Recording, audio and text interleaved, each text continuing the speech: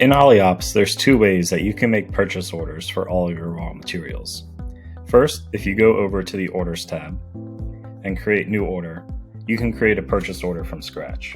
You'd go in and choose who your vendor is, when your expected delivery date is, and then go in to search and add for your item. So we can pull in some gambrinus pills, we'll bring 40 bags in and enter our unit cost. We can then save this order, and when we get to this screen, we can see that it's in a draft status. At this point, we can go in and send this order as an email, and then it will go to your vendor's email. And when you do that, they're going to receive this PDF that has your purchase order on it. Once that's done and you've received the invoice back, you can mark it as ordered, and it's going to be sitting in the open status. Once it's sitting in the open status, you can then go in and be able to edit. You can edit your invoice number that they've given you. You can go in and add additional costs like shipping. Choose which items you want to hit and what the allocation method is. Also be able to add pallet charge, fuel surcharge, or anything else that needs to get added. By doing this, you're able to have what your landed cost is for all your raw materials instead of just your purchase price. This is important to figure out your true cost of goods for all your raw materials. At this point, once your order is saved, you'd then be able to go in and mark it as received once you receive it at the brewery. And then you can either have us create lot codes for you or go in and create your own lot code. I always like to put our receive date as the lot code for grain, so then we knew how long ago we received it, and if there's any issues with that batch, it was easier to trace. You can then upload your lot codes, and then it will go into your inventory. This is a more manual way to do purchase orders. Another way is to make sure that your scheduler is up to date. So if you go to your dashboard, up top, you're able to bring up your scheduler.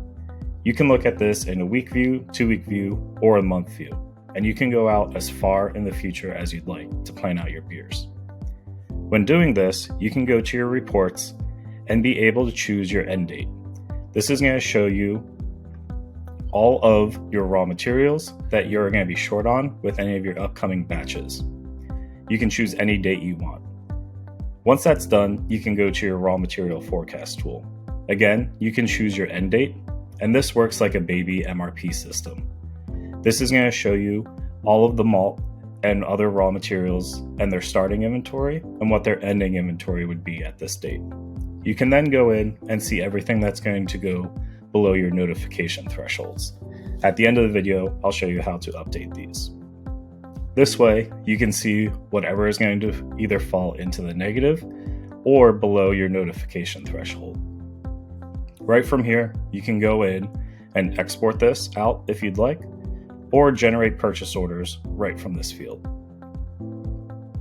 When you go in and create these purchase orders, it's going to take all of your raw materials and then tag your preferred vendor, your preferred unit of purchase, and then you can go in and update your quantities of how much you'd like to order for this malt.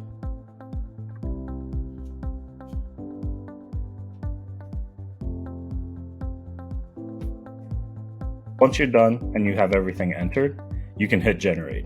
Before you do that, if you want to order from someone else, you can go in and change who your preferred vendor default is, and then you can also be able to change your preferred unit of purchase. So if you usually buy in super sacks, but then you need to buy in 55-pound bags, you can do that.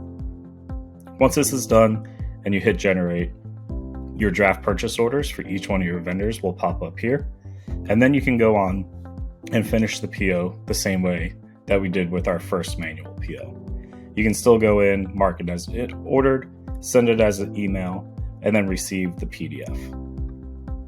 If you want to update who your preferred vendor is, or your notification thresholds, or how you actually purchase your raw materials, you can go into your ingredients, choose which category it is, click into the ingredient, and go and hit edit. When you do this, you can edit some of the alpha acids for hops or extract fine grind and color if it's your grain. You can enter what your notification threshold will be, and then you can also edit your preferred vendor, your preferred unit of purchase, what that measure is, and the name of it. You can also update what asset account it will go to as well.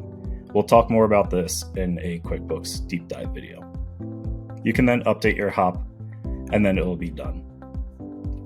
You can also mass click and be able to go in and do bulk actions. So if you're going to start ordering in 2 kilogram jugs versus 1 kilogram, you can go in and edit your preferred unit of purchase. You can also mass edit your preferred vendor from here as well. By using the scheduler, you save a lot of time when trying to create purchase orders because we'll start creating them for you.